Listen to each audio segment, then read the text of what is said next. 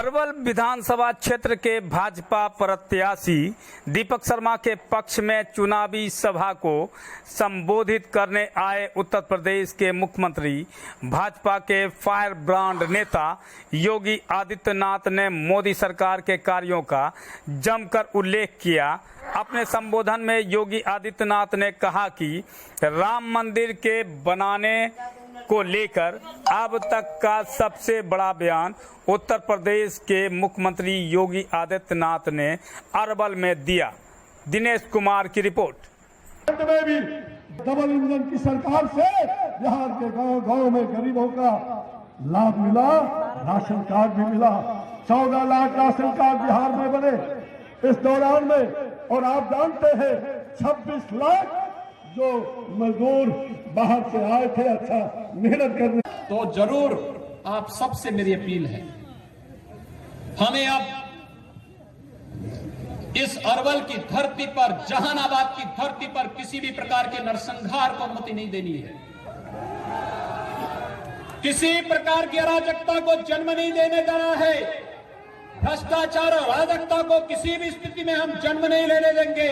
और अराजकता पैदा करने वालों का जवाब, बुलेट का जवाब बैलेट से दे करके भारतीय जनता पार्टी के प्रत्याशी को भारी बहुमत से चुनाव जिता करके भेजेंगे। यही अपील करने के लिए आज मैं आपके पास आया हूं। आप सबसे अपील, भारतीय जनता पार्टी के लोकप्रिय प्रत्याशी श्री दीपक शर्मा को, देखिए किसानों के लिए काम किया है और आज बिहार विधानसभा में जाकर के आपको, भाइयों बहनों, हम हमेशा कहते थे कि रामलला हम आएंगे मंदिर वही बनाएंगे। बोलते थे ना, बोलते थे ना। राम मंदिर में बाधा कौन था? कांग्रेस, राजद, भाकपा माले, यही लोग तो राम मंदिर के निर्माण में बाधक थे। हमने तो जो कहा, मोदी जी ने 5 अगस्त को अयोध्या में आकर के भगवान राम के भव्य मंदिर निर्माण का भी 135 करोड़ लोगों के हित में प्रधानमंत्री मोदी जी के नेतृत्व में लड़ा जा रहा है। और आपने देखा होगा कि देश के अंदर समयबद्ध ढंग से उठाए गए कदमों के कारण 135 करोड़ की आबादी को प्रधानमंत्री मोदी जी के नेतृत्व में भारत बचाने में सफल रहा।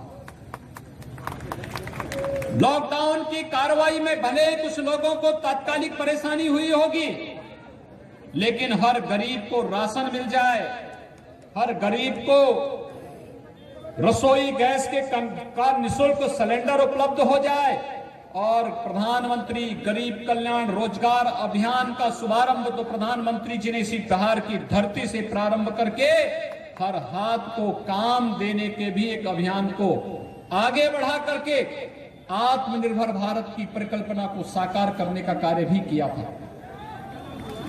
भाइयों बहनों, जहां पर राशन देने में कोई भेदभाव नहीं, शासन की सुविधा को देने में कोई भेदभाव नहीं, किसी भी प्रकार का न जाति का भेद, न क्षेत्र का, न मत और मजहब का, सबका साथ, सबके विकास के भाव के साथ प्रत्येक नागरिक को शासन की सुविधा से जोड़ने का कार्य प्रधानमंत्री नरेंद्र मोदी जी ने देश के लिए और श्री नीतीश कुमार जी ने बिहार के लिए किया है। मुझे लगता है कि सत्ता प्राप्त करने का आधार इस वर्तमान में केवल प्रधानमंत्री मोदी जी के नेतृत्व में भारतीय जनता पार्टी को और बिहार के अंदर नीतीश कुमार जी के नेतृत्व में एनडीए के प्रत्याशियों का यह अधिकार बनता है कि जनता जनार्दन आज निर्णय लेकर के इन प्रत्याशियों के पक्ष में अपना वोट दे।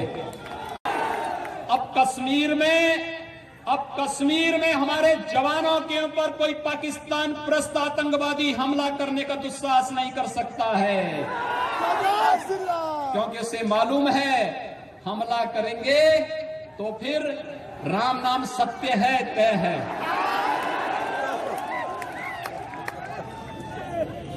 ये भी तय है ना। तो भाइयों बहनों, अब वोट पे अधिकार किसका है? आप इतनी भारी संख्या में हैं। देखिए, मैं सच बताऊं, जब मैं आज सुबह लखनऊ से चला था, मुझे वहां पे एक सज्जन ने पूछा कि कितनी भीड़ होगी। मैंने कहा यार देखो, कोरोना कालखंड है, 2000-2500 की भीड़ रहेगी। यहां पे मैं देख रहा हूं 25-30 हजार की भीड़ आ गई है।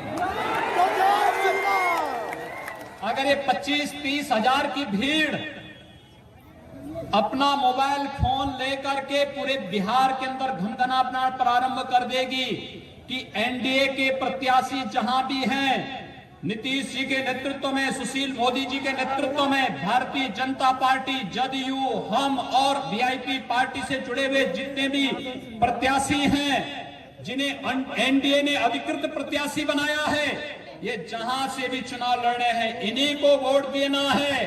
तो भाइयों बहनों, 3/4 से अधिक वोटों से भारतीय जनता पार्टी और जदयू से जुड़े हुए इस गठबंधन से जुड़े हुए प्रत्याशी 3/4 से अधिक संख्या में बिहार के अंदर चुनाव जीत करके जाएंगे और भारी संख्या में फिर से नीतीश कुमार जी के नेतृत्व